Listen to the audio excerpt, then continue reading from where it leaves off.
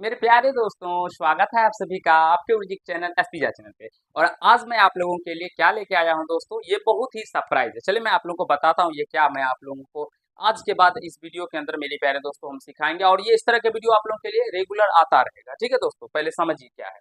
और ये मेरे प्यारे दोस्तों हम रक्षाबंधन के शुभ अवसर पे आप लोगों के लिए लेके आए, ठीक है ना। तो इस वीडियो को लाइक कर दीजिएगा और जितना हो सके, क्योंकि ये इससे मेरे प्यारे दोस्तों ये ऑब्जेक्टिव क्वेश्चन का मैं आप लोगों को पहले बता देता हूँ। इसमें हम लोग बहुत सारे ऑब्जेक्टिव क्वेश्चन को करने वाले हैं, मैथ के ऑब्जेक्टिव क्वेश्चन को। और मेरे प्यारे दोस्तों अगर हम बात करें ना, तो इसमें भर भर के पूछे गए हैं ये क्वेश्चन आपके एग्जाम में, और इसके पूछे जाने की भी संभावना बहुत होती है मेरे प्यारे दोस्तों। तो इसीलिए इस वीडियो को देखना आप लोगों के लिए आवश्यक होता है। कहा गया है, देखिए यहाँ पे है mathematics question bank objective question 2015 से 25। अब 2015 से 25 तक के जितने भी मेरे प्यारे दोस्तों ऑब्जेक्टिव क्वेश्चन होंगे, वो सारे को हम लोग बारी बारी से हर एक एक दो पार्ट करके आएगा, ऐसे करके 5-10 पार्ट करके आएगा मेरे प्यारे दोस्तों, आएगा ज्यादा भी हो सकता है। और लेकिन लेकिन अगर बात करें ना, तो इसमें सारे ऑब्जेक्टिव क्वेश्चन जो आप लोगों के लिए इंपॉर्टेंट होंगे, और कुछ सिलेक्टेड ऑब्जेक्टिव क्वेश्चन भी मैं इनको बीच में इंक्लूड करूंगा, जो आप लोगों के एग्जाम के दृष्टिकोण से मेरे प्यारे मित्रों महत्वपूर्ण होगा। चलिए यहाँ से सीखते हैं जो हम किस तरह के ऑब्जेक्टिव क्वेश्चन, ये ऑब्जेक्टिव क्वेश्चन है जो कि प्रीवियस ईयर पूछा गया क्वेश्चन है। ठीक है दोस्तों, इसी तरह के क्वेश्चन आपके एग्जाम में पूछे जाएंगे। ठीक है, तो ऐसे प्रश्नों को बनाइए। अगर इसके बेसिक कंसेप्ट नहीं पढ़े हैं तो डिस्क्रिप्शन बॉक्स में सारे वीडियो का लिंक रहता है, या आप लोग प्लेलिस्ट जाके देख सकते हैं। मैंने बहुतों बार मेरे प्यारे दोस्तों डॉक्टर के कृष्णा क्लास 10 का बिहार बोर्ड का बीटीसी मैथ मैंने खत्म किया है, और अभी भी चल बता रहे हैं आपको। सुबह 8 बजे में मिल जाएगा डॉक्टर के कृष्णा का, और रात को मेरे प्यारे दोस्तों हम बीटीसी का चढ़ाते हैं, ठीक है ना, कभी का। तो वहां से आप लोग उसको भी देख सकते हैं। तो आप लोग जुड़ जाइए। इस क्वेश्चन को देखिए, कहा गया है जो निम्नलिखित में से किस द्विघात बहुपद के शून्य 3 एवं माइनस का 10 है। ये इसका आंसर क्या होगा दोस्तों, ये आपको ऐसे ही ऑब्जेक्टिव क्वेश्चन में ये चार लोगों को ऑप्शन दिया रहेगा। ठीक है, और उसके अकॉर्डिंग आपको सोचकर बताना होगा। चलिए यहाँ से देखिए दोस्तों, अगर हम बात करें ऐसे प्रश्नों को ऐसे सॉल्व करेंगे, तो अल्फा बराबर क्या दिया गया है, 3 दिया गया है, और बीटा बराबर मेरे प्यारे दोस्तों माइनस का 10 दिया गया है। ठीक है, अब यहाँ से अल्फा प्लस बीटा निकालेंगे, तो अल्फा प्लस बीटा का मान क्या हो जाएगा दोस्तों, 3, और प्लस माइनस माइनस का 10 हो जाएगा, तो यहाँ से माइनस का 7 हो जाएगा। और अल्फा इंटू बीटा का मान क्या हो जाएगा दोस्तों, अल्फा इंटू बीटा 3 और मल्टीप्लाई माइनस का 10।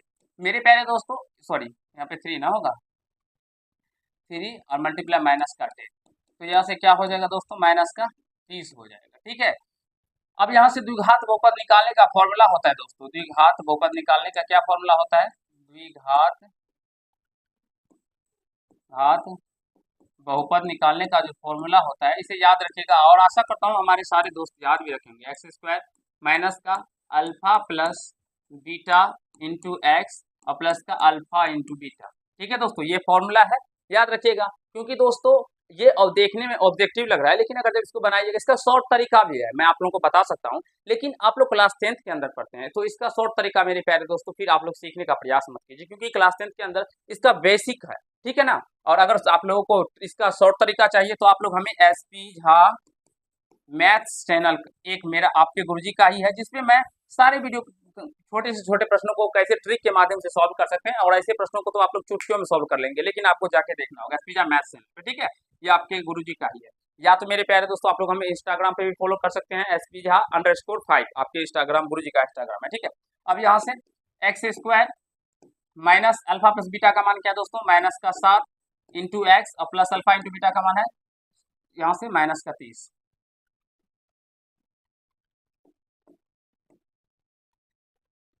तो ये क्या हो जाएगा दोस्तों, अल्फा इंटू बीटा का मान माइनस का 30 है, तो यहाँ से हो जाएगा x square minus minus plus 7x और ये माइनस का 30। ठीक है दोस्तों, तो इसका द्विघात बहुपद ये हो गया। अब देखिए कौन सा ऑप्शन आप लोगों को लग रहा है, तो आप लोग कहेंगे तो एक नंबर जो है मेरी पेरेंट्स, तो ऑप्शन नंबर ए ये आपका राइट आंसर हो जाएगा। आशा करता हूँ जो आप लोग ऐसे प्रश्नों को, अगर आप लोगों को यहाँ पे 3 के बदले में 5 दे दिया जाए और 10 के बदला में 7 दे दिया जाए, तो आप लोग बना पाएंगे। तो ठीक है, चलिए नेक्स्ट क्वेश्चन की ओर चलते हैं। स्क्रीनशॉट लेना चाहते हैं जो भी प्यारे मित्र ले सकते हैं। चलिए ये रहा, इसमें कहा गया है, देखिए क्वेश्चन कहा गया है, यदि किसी द्विघात बहुपद के शून्यकों का योगफल 3 एवं गुणनफल -2। इसमें इससे पहले हम लोगों का दोस्तों शून्यक दिया गया था, लेकिन अब क्या किया गया प्रश्न के अंदर, शून्यकों का योगफल दिया गया, यानी अल्फा प्लस बीटा दिया है, डायरेक्टली अल्फा प्लस बीटा दिया गया कितना 3, और अल्फा इंटू बीटा दिया गया है, गुणनफल दिया गया कितना दिया गया है माइनस का 2। तो अभी बताए क्या होता है दोस्तों, एक्स स्क्वायर और माइनस का अल्फा प्लस बीटा, तो यानी कि 3x और प्लस अल्फा इंटू बीटा, तो प्लस माइनस का 2 हो जाएगा यहाँ पे। तो यहाँ से निकल के आ जाएगा एक्स स्क्वायर माइनस का 3x प्लस माइनस 2, यहाँ से एक्स स्क्वायर माइनस का 3x माइनस का 2। देखिए यहाँ पे भी ऑप्शन नंबर ए ही इसका राइट आंसर हो जाएगा। आशा करता हूँ मित्रों आप सभी बहुत ही अच्छे तरीके से सारे क्वेश्चनों को करने के बारे में सीख रहे होंगे। मुझे नहीं लगता है जो आप सभी को दोस्तों कहीं से कोई दिक्कत समस्या आ रही होगी। ठीक है, चलिए नेक्स्ट क्वेश्चन की ओर चलते हैं। अब यहाँ पे कहा गया है यदि पी एक्स सारा द्विघात बहुपद का है, ठीक है ना, पी एक्स बराबर एक्स पावर 4 माइनस का 2x क्यू प्लस का 17x स्क्वायर माइनस का 4x यानी कि 4x प्लस का 30 को क्यू एक्स यानी बराबर x प्लस 2 से भाग दिया जाता है तो भागफल का घात है। देखिए दोस्तों इस तरह के क्वेश्चन आप लोगों को बहुत बार पूछा भी गया, ठीक है ना, तो थोड़ा सा समझने का प्रयास कीजिएगा। ठीक है, अब यहाँ से x प्लस 2 से भाग देंगे ना, तो यहाँ पे देखिए इसके प्रथम पद को और इसमें प्रथम पद से भाग लगा दीजिए, इसके प्रथम पद में भाग लगा दीजिए यानी x पे पावर 4 में x से भाग लगाएंगे तो कितने में x क्यू होगा दोस्तों, कट के x क्यू हो जाएगा। तो यहाँ से मेरे प्यारे दोस्तों इसका क्या मान हो जाएगा, एक्स क्यू। हमें भागफल का घात पूछा गया है तो यहाँ से पावर जो 3 है यही हो जाएगा, तो यहाँ से ऑप्शन नंबर बी इसका राइट आंसर हो जाएगा। आशा करता हूँ समझ रहे होंगे, सीख रहे होंगे दोस्तों। ठीक है, ये देखिए अब यहाँ से इसके कहा गया कितने हल होंगे। ठीक है दोस्तों, मैं एक बार थोड़ा सा आपको पहले बता देता हूँ। देखिए दोस्तों a1 बाय a2 और बराबर नो हो ना यानी कि not equal to b1 bye b2 हो तो इसके मेरे प्यारे दोस्तों केवल एक हल होते हैं, केवल एक हल होंगे। ठीक है दोस्तों, केवल एक हल होंगे मित्रों। और जब a1 बाय a2 बराबर b1 बाय b2 और बराबर c1 बाय c2 हो मित्रों, जब a1 बाय a2 बराबर b1 बाय b2 बराबर c1 बाय c2 हो तो मेरे प्यारे मित्रों क्या होगा, कमेंट बॉक्स में कमेंट कीजिए। मैं आप लोगों को अभी बताता हूँ और समझाने सिखाने का प्रयास करता हूँ। ठीक है दोस्तों, जब a1 बाय a2 बराबर b1 बाय b2 बराबर c1 बाय c2 हो तो ये एक समपाती रेखा को रिप्रेजेंट करता है, और समपाती रेखा का कहने का मतलब यानी अनेक हल होंगे। ठीक है मित्रों, इसके अनेक हल होंगे।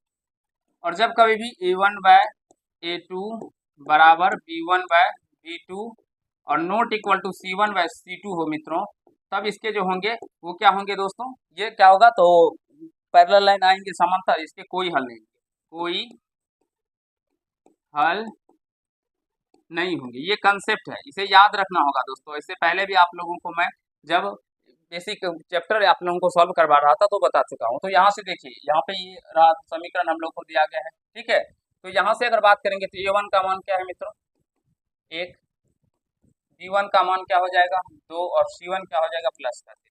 फिर इसी प्रकार a2 क्या हो जाएगा मित्रों 3, b2 क्या हो जाएगा दोस्तों 6 और c2 क्या हो जाएगा तो 9 हो जाएगा मेरे प्यारे दोस्तों। तो जब आप लोग a1 बाय a2 निकालिएगा, यहीं से निकालते हैं, a1 bye a2 निकालिएगा, a1 bye a2 निकालिएगा मित्रों क्या निकल के आएगा 1 बाय 3, b1 बाय b2 निकालिएगा, यहाँ से 2 बाय 6 यानी कि 2 1 जा 2 2 3 जा 6, ये भी 1 बाय 3 ही निकल के आएगा।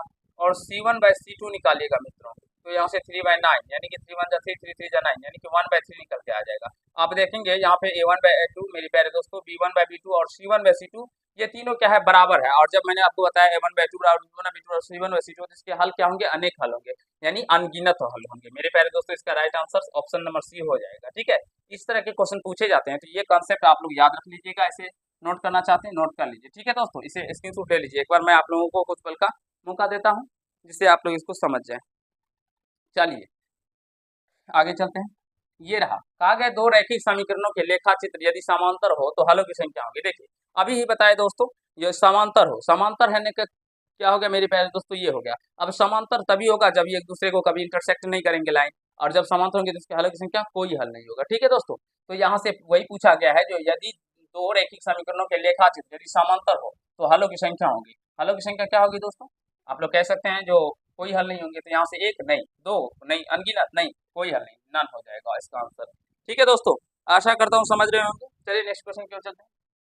यहाँ पे देखिए अब इसमें बताना है हम लोगों को दोस्तों जो इसका समीकरण युग्म कैसा होगा। कहा गया है रैखिक समीकरण युग्म इतना, ठीक है, और इतना है। दो हम लोगों को क्या दिया गया है, इक्वेशन दिया गया है क्वाड्रेटिक, यानी कि यहाँ पे दो चर वाले रैखिक समीकरण है और इसमें हमें संगत असंगत ये बताना है। ठीक है, यहाँ से देखिए दोस्तों, तो a1 का मान क्या हो जाएगा 5 हो जाएगा, a2 का मान सॉरी a1 b1 का मान माइनस का 4 और c1 का मान 8 हो जाएगा। उसी प्रकार a2 निकालिएगा, a2 क्या निकल के आ जाएगा 7, b2 क्या निकल के आ जाएगा 6 और c2 क्या निकल के आ जाएगा माइनस का 9।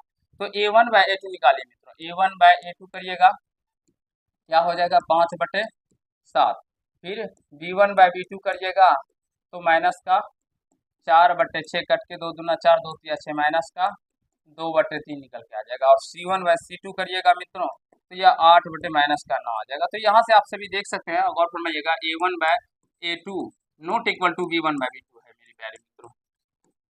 देख सकते हैं A1/A2, ये A1/2 5/7, B1/B2 2/3 है, ये बराबर नहीं है ना। और इसके कंसेप्ट पहले बता चुके हैं। तो इसका जो मेरे प्यारे दोस्तों बराबर नहीं, इसकी केवल एक हल होंगे। जब A1/2 बराबर B1/B2 केवल एक हल होंगे तो इसका जो होगा वो मेरे प्यारे दोस्तों समीकरण युग्म संगत होगा, या हम लोग कह सकते हैं मेरे प्यारे दोस्तों इसके अवरोधी। ठीक है दोस्तों, समीकरण युग्म कैसा होगा इसका? समीकरण युग्म दोस्तों कैसा होगा? तो अवरोधी, अवरोधी।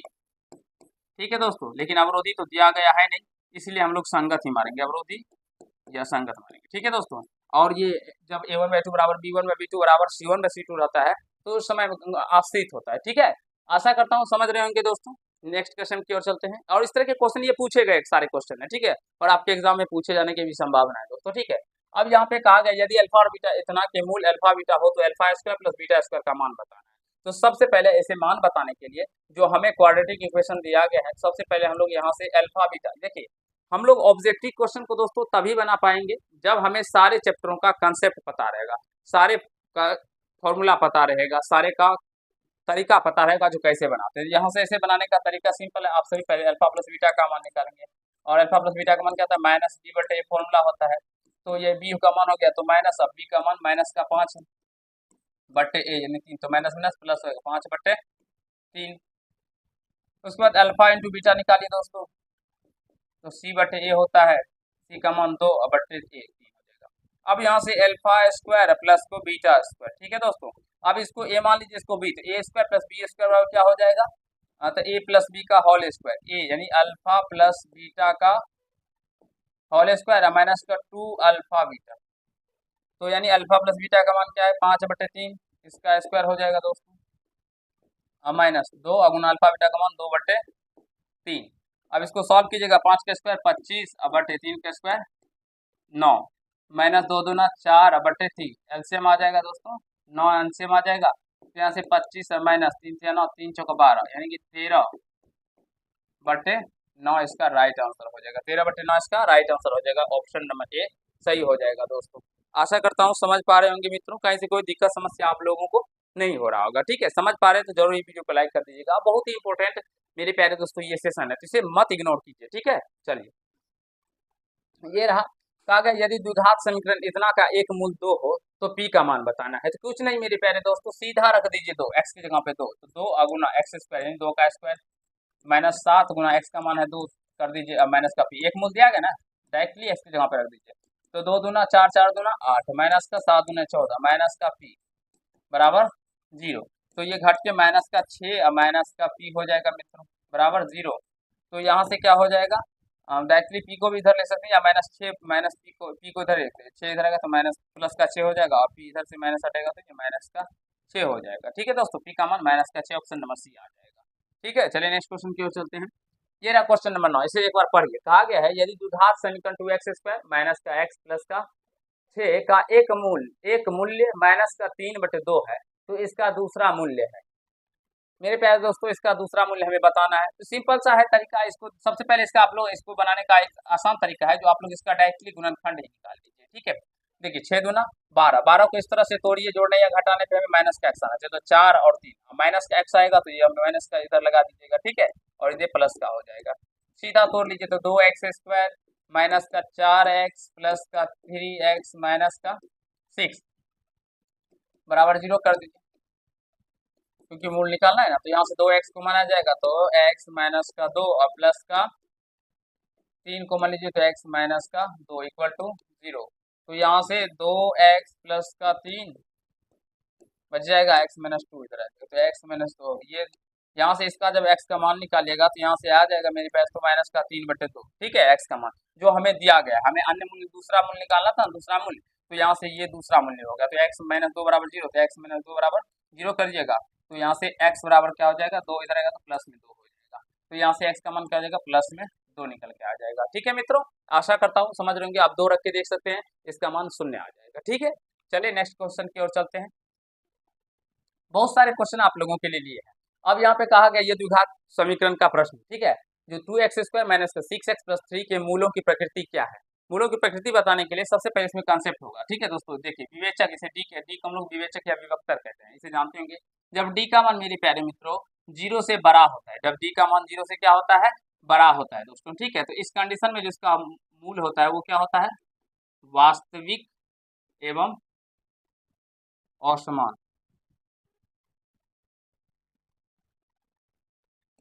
वास्तविक एवं असमान हो जाएगा, ठीक है मित्रों, वास्तविक एवं असमान। और जब डी का मान मेरे पास तो 0 के बराबर होगा तब क्या इसका मूल हो जाएगा, तो वास्तविक समान। वास्तविक समान,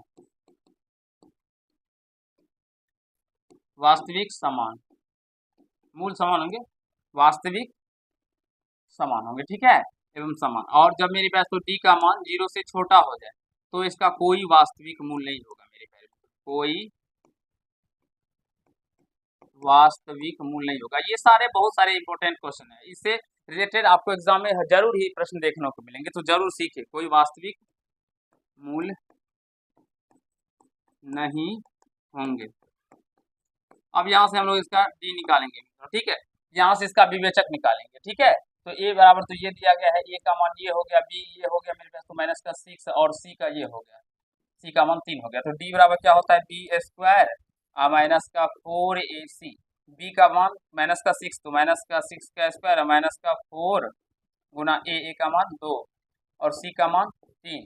तो यहाँ से माइनस 6 का स्क्वायर प्लस का 36 माइनस 4 दूना 8 8 24 और यहाँ से घट के 12, ये प्लस में 12 आ गया दोस्तों। डी का मान क्या है, 0 से बड़ा है, तो इसका मूल्य होगा वास्तविक और असमान होगा। ऑप्शन नंबर ए इसका राइट आंसर हो जाएगा। आशा करता हूँ दोस्तों आप सभी अच्छे तरीके से समझ रहे होंगे सारे क्वेश्चनों को और सीख पा रहे होंगे। थोड़ा सा इसको नोट कर लीजिए, मैं थोड़ा सा पानी पी लेता हूँ तब तक के लिए दोस्तों, ठीक है। इसका स्क्रीनशॉट लेना चाहते हैं ले लीजिए, बहुत ही इंपॉर्टेंट ये सूत्र है, ठीक है दोस्तों।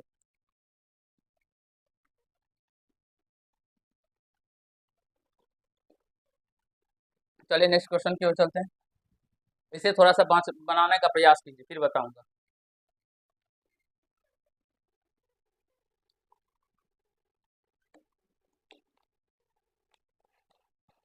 चलिए दोस्तों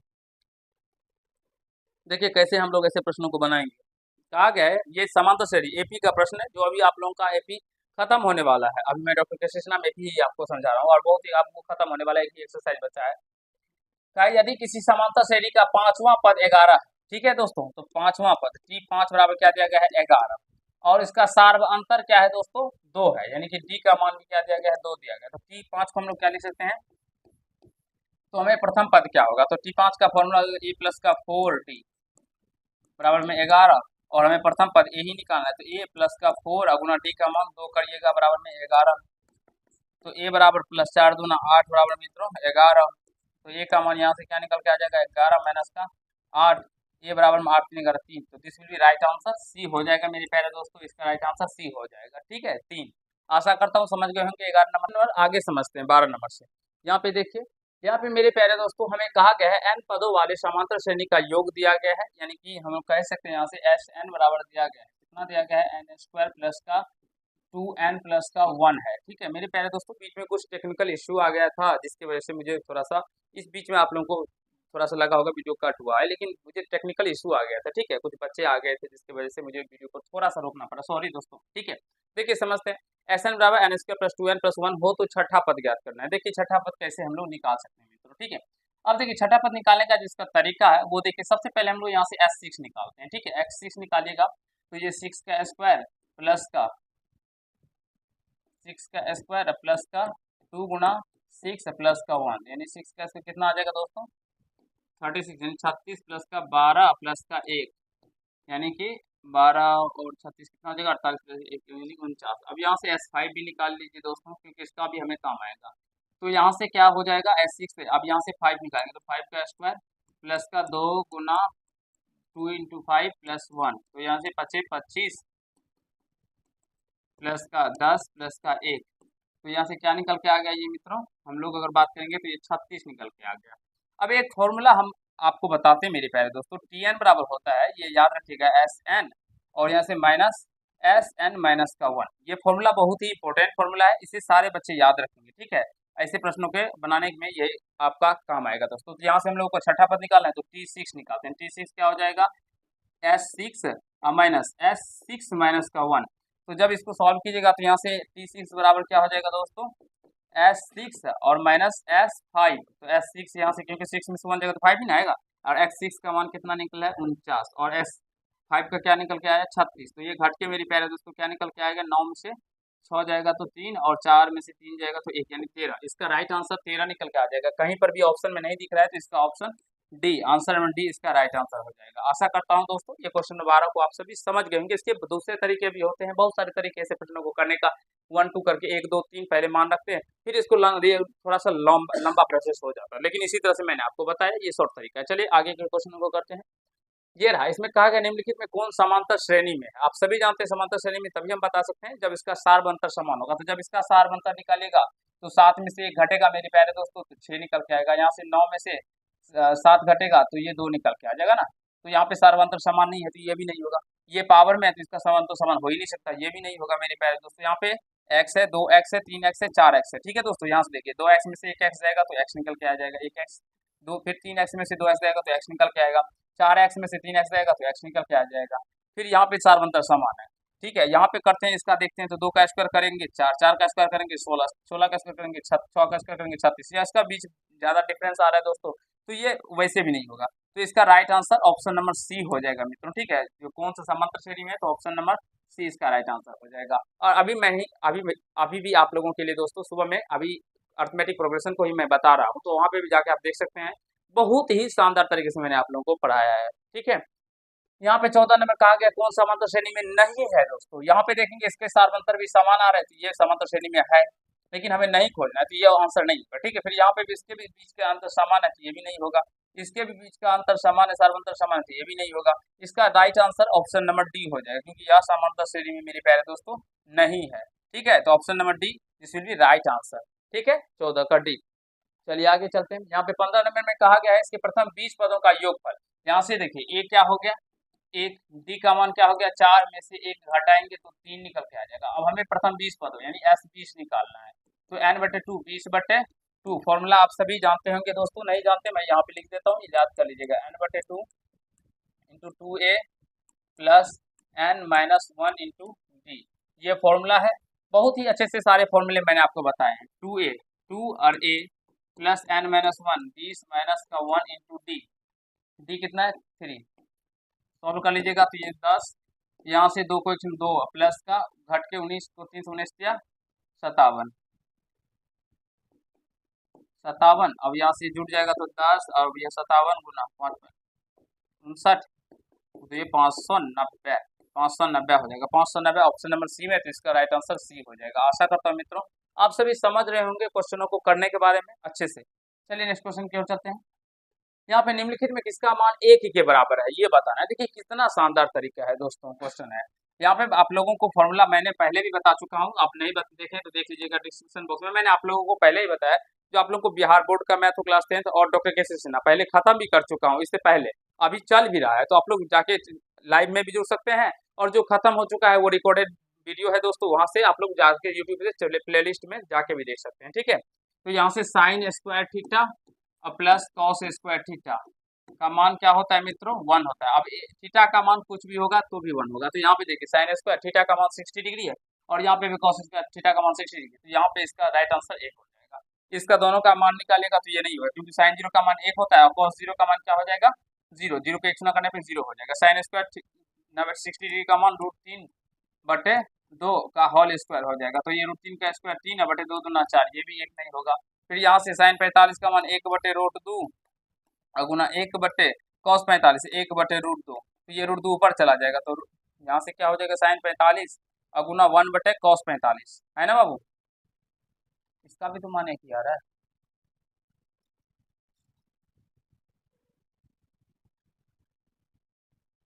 ये देखिए sine square theta plus cos square theta, इसका भी मान 1 आ रहा है ना। और यहाँ से देखिए साइन 45 डिग्री, तो साइन 45 का मान क्या होता है, या साइन 45 गुना 1/cos 45 है, ठीक है। तो यहाँ से ये हो जाएगा साइन 45 मान 1/√2 कॉस 60 डिग्री, यहाँ पे स्क्वायर नहीं है, तो मेरे प्यारे दोस्तों इसका ये नहीं होगा। ठीक है, क्योंकि यहाँ पे बता रहे जा रहा है जो स्क्वायर नहीं है। ठीक है मित्रों, अगर मेरे प्यारे दोस्तों स्क्वायर नहीं है, अगर स्क्वायर होता तो ये भी आंसर होता और ये भी इसका आंसर होता, लेकिन ऑप्शन में जो आप लोगों को बुक प्रश्न लिखा गया है वो थोड़ा सा मिस्टेक है, यहाँ पे स्क्वायर है नहीं। ठीक है दोस्तों, तो ये इसका राइट आंसर नहीं होगा, क्योंकि स्क्वायर तो है नहीं, तो इसका right answer option number D हो जाएगा। या यहाँ पे स्क्वायर होता तो इसका दोनों आंसर होता। ठीक है दोस्तों, तो देखकर सही कर लीजिएगा। ये रहा कॉस स्क्वायर ए इंटू 1 प्लस का टेन स्क्वायर है। देखिए कॉस स्क्वायर ए इंटू 1 प्लस का टेन स्क्वायर है, कॉस स्क्वायर है मल्टीप्लाई 1 प्लस टेन स्क्वायर का फॉर्मूला होता है सेक स्क्वायर है। आप सभी को बता चुके हैं जो cos square theta into ten sec square theta क्या होता है 1। ऑप्शन नंबर सी इसका राइट आंसर हो जाएगा। ठीक है,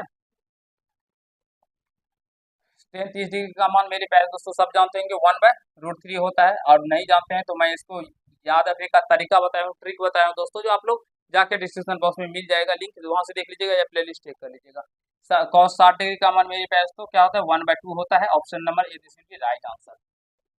और ये क्वेश्चन लास्ट क्वेश्चन है जो आप लोगों का अभी मैं सॉल्व करवाने जा रहा हूँ। एक पार्ट में हम लोग 20 क्वेश्चन करेंगे और बहुत ही शानदार शानदार तरीके से आप लोगों को सारे क्वेश्चन को समझाएं दोस्तों। देखिएगा, साइन 90 डिग्री का मान क्या होता है 1, और 1 का स्क्वायर कीजिएगा 1 होगा, माइनस टेन 45 का मान क्या होता है 1, और 1 का स्क्वायर, टेन स्क्वायर है ना 45, टेन स्क्वायर 45 है, तो 1 का स्क्वायर कितने, 1 में से 1 जाए तो 0, this will be right answer option number D. देखिए दोस्तों कितने आसान आसान क्वेश्चन है, और इस तरह के क्वेश्चन आपके एग्जाम में भर भर के पूछे जाते हैं। तो मेरे प्यारे दोस्तों आप लोग जुड़ जाइए, क्योंकि दोस्तों आप लोगों को इसी तरह के क्वेश्चन मैं आप लोगों को करवाऊंगा, जिससे आपके एग्जाम में पूछे जाएंगे, तो आप लोग उसे आसान तरीके से सारे क्वेश्चन को बना पाए और अच्छे तरीके से प्रॉपर वे में आप लोग मेरे प्यारे दोस्तों आप लोग अपने क्वेश्चन को सही कर पाए, समझ पाए। चलिए आज के पार्ट में दोस्तों इतना ही करते हैं। नेक्स्ट पार्ट आप लोग के लिए बहुत ही जल्द इसी तरह के आएगा, जिसमें हम लोग 21 नंबर से करेंगे और आपको समझाने सिखाने का प्रयास करेंगे। तो कैसा लगा ये वीडियो दोस्तों? अगर आप लोगों को अच्छा लगा तो वीडियो को लाइक कर दीजिएगा, अपने दोस्तों तक शेयर कीजिएगा, जिससे उनको भी थोड़ा सा फायदा हो सके मेरे प्यारे दोस्तों, क्योंकि इस तरह के क्वेश्चन आपके एग्जाम में पूछे जाने की 100% संभावना है। और इसमें कुछ सिलेक्टेड क्वेश्चन भी है, ये सारे प्रीवियस क्वेश्चन है तथा कुछ सिलेक्टेड क्वेश्चन है जो मेरे द्वारा सिलेक्ट किए गए हैं, जो मैं 10 साल से अभी क्लास 10th को पढ़ा रहा हूँ, तो जो मैं अनुमान लगाता हूँ कि ये पूछे जा सकते हैं, तो उनको भी इसमें सेट कर दिया हूँ। तो चलिए आज के पार्ट में लोग इतना ही करते हैं। धन्यवाद।